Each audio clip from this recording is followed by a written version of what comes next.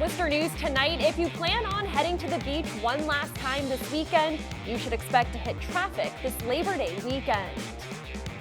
Plus, the Spencer Fair makes its return with activities for the whole family. A look at one of the area's Labor Day traditions. Good evening and thanks for joining us. I'm Olivia Lemon. It's the unofficial last weekend of the summer and the sun is still shining out there, but it is expected to cool off for at least part of the holiday weekend. Let's get you straight over to meteorologist Tim Kelly for a closer look. Yeah, it feels good. Mother Nature supplying the air conditioning. A nice night tonight. Tomorrow, wake up to a mostly sunny sky, dry air, sunshine. We're going to make it to 75 to 80. Tops of the hills closer to 70, bottom of the hills closer to 80 degrees. Now it's going to become more humid tomorrow night, and Sunday is not as bright. It's going to be a little bit warmer, 80 to 85, but there's also a slight chance of a shower. But most of the weekend is rain-free. Going hour by hour, the air is coming from the northeast, but we're far enough away from the ocean, don't really see that. Now isn't that interesting that the air coming from the northeast down near the ground, but up in the sky the clouds are going toward the east. When the wind goes like that, sometimes it's a forecasting challenge. Here's the map tomorrow at noontime. We're 70 to 75 degrees. Notice varying amounts of clouds, but tomorrow's the kind of day where the sun does shine through the cloud. It's Sunday, a thicker cloud comes in. We'll come back with a full 10-day forecast into next weekend in a few minutes. And it's a busy time for travelers on area roadways. Many are heading out for the Labor Day weekend. We found some drivers today going as far as Nebraska. Our Chandler Walsh joins us now with more on what you can expect if you're traveling this weekend. Chandler? Olivia, I spoke to drivers toward the start of their trips. They were in good spirits, but AAA predicts the traffic will only pick up in the next couple hours.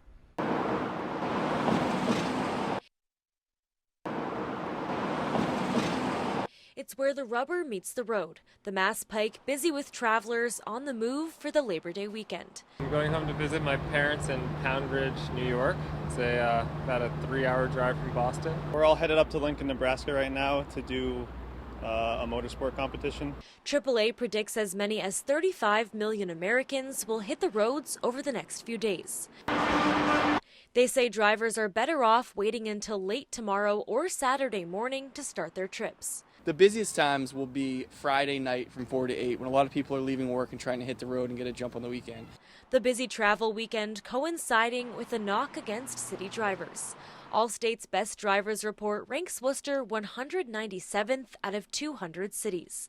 AAA's Drew Carlson recommends being prepared and knowing travel routes well for a safe trip. Always put the cell phones away. Driver distractions definitely an issue we're seeing here. The state is also seeing a large range when it comes to paying at the pump. From the low 260s all the way up to 317. AAA recommends looking out for the best price, and some drivers have tricks of their own. I usually go online. I think there's a website called gasbuddy.com, so that can, find the cheapest gas in an area. People passing through the Westborough Service Plaza Friday say their drive wasn't bad yet, but they're prepared for when traffic picks up and speeds slow down. My husband brought his computer with him, and he's going to do work while I drive. We've got each other, we've got walkie-talkies and snacks. According to AAA, the busiest time heading back will be Monday morning to Monday afternoon. They recommend extending trips to Tuesday morning if possible. Olivia, anything to prolong vacation, right? That is for sure. Thank you, Chandler. New information now. Police are identifying the body found on the Mass Pike near the Auburn exit Wednesday. They say the victim is 22-year-old Johannes Songdahl of Norwell. Police originally did not know the gender of the body because of the extent of injuries. Police are still trying to figure out how Songdahl died. The investigation into his death is ongoing. A Worcester man is arrested Thursday. Police say he threatened officers, saying he would shoot them if he still had his gun. Officers noticed 42-year-old Stephen Renrick on Lincoln Street with an open container of beer. Police say at one point Renrick became aggressive with officers and a handgun fell from his waistband. They eventually placed Renrick in handcuffs. According to police, he said, quote, "Congratulations, you got my gun. I would have popped you if you didn't." Renrick is facing multiple charges, including carrying a loaded firearm without a license and assault and battery on a police officer. Westborough police identifying 26-year-old Marcus Liarcos as the suspect involved in an armed bank robbery on Lyman Street. They say the Worcester man passed a note to the Citizens Bank teller demanding money and fled with an undetermined amount. Police also say they believe he is involved in robberies in other communities. Anyone with information on his whereabouts is asked to contact police. Artists from across the world are making their way into the city for the third year of PowWow Worcester. Friday is the first day of the popular art festival, and this year they're hoping to reach a milestone. Our Cam Jandro joins us live now with more. Cam? Olivia, PowWow expects to paint their 100th mural since they began. A few artists I caught up with today, they say they didn't even know where Worcester was, and they're looking to accomplish great things.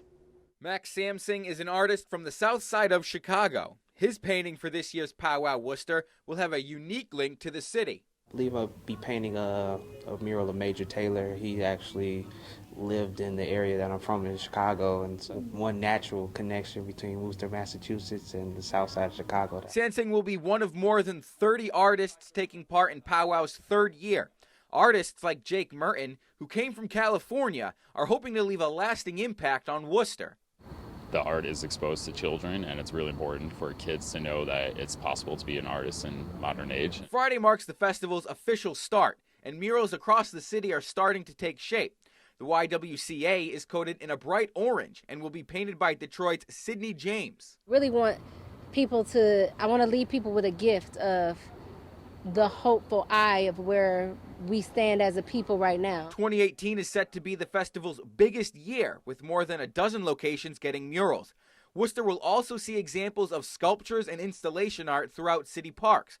For the artists, it's about creating a spontaneous experience for the people of Worcester. Art was for the public, for the people, and I believe that too. It engages the community and gets them to interact and sort of think differently. Most folks don't really think about art on a daily basis, so to have that, I think it would be great. Now, the artists say they'll be here for the full 10 days of the festival, but you can expect to see some finished artwork in about the next week or so. Olivia? All right, sounds good. Thank you, Cam. A $440,000 grant will help Harrington healthcare system fund a comprehensive approach to managing chronic disease. The Health and Human Services Department awarded Harrington the grant. The healthcare system says they plan to use the money to focus on a multidisciplinary approach to chronic disease management. It will begin with chronic obstructive pulmonary disease and pneumonia patients. The goal is to strengthen statewide healthcare workforce with healthcare infrastructure by better meeting members' needs. UMass Memorial Medical Center remembering lives lost to opioid overdoses. 1,909 purple flags line the field outside the medical center. They represent the lives lost in 2017. Organizers say it's to raise awareness and to stress the importance of getting people into substance treatment. They say the hope is to remove the stigma around the epidemic. I think the biggest thing is just kind of getting the conversation started. I mean, one of these flags, that could have been your neighbor, your mom, your sister, your coworker. So getting the conversation started in terms of prevention and awareness. It's never too late or too early. If you've identified that you have a problem with alcohol or drugs, that intensive treatment is really the way to go, and give it a shot. Worcester's Department of Health and Human Services also hosting a candlelight vigil of memory and hope in recognition of International Overdose Awareness Day today. We'll have more on that tonight at 10.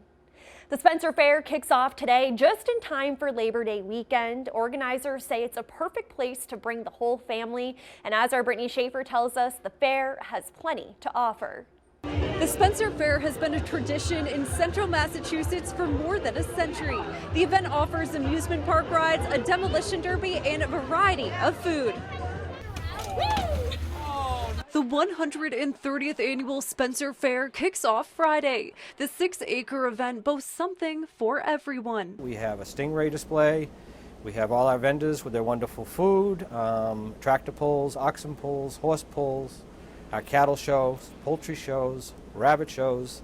We do everything we can to fill the grounds with as much as the people would like to say. The fair is an annual Labor Day weekend tradition celebrating its 130th year, and for many fairgoers, it's a weekend they can't miss. I started coming in 1973 and I'm still coming. 44 years or so. I've been coming here for, like I said, 39 years. Arthur Thera grew up in town and now comes every year with his daughter and son. It's something for my kids to do that where I grew up. Let my kids burn off some energy. The agricultural fair is one of the largest in the region and brings in more than 10,000 people per day. Fair President Bob Knight says the expected sunny weather is going to make for a busy year. Weather is huge with the fair. As you know, rain pretty much puts us, out of business. But when you get beautiful 70, 75-degree days, people come, they'll stay all day, they'll really enjoy the fair. Locals say the fair brings the small town of Spencer to life. Everybody just looks forward to it. So, as soon as I walk into town hall, Spencer Fair, oh, that's the end of summer, oh, it's coming. It's great for the community, it brings everyone together, and it's just good times and good food and great entertainment. The fair runs through Labor Day, and if you're looking for me, I did test out the carousel just to make sure it was fun, and it did pass. In Spencer, Brittany Schaefer, Worcester News Tonight.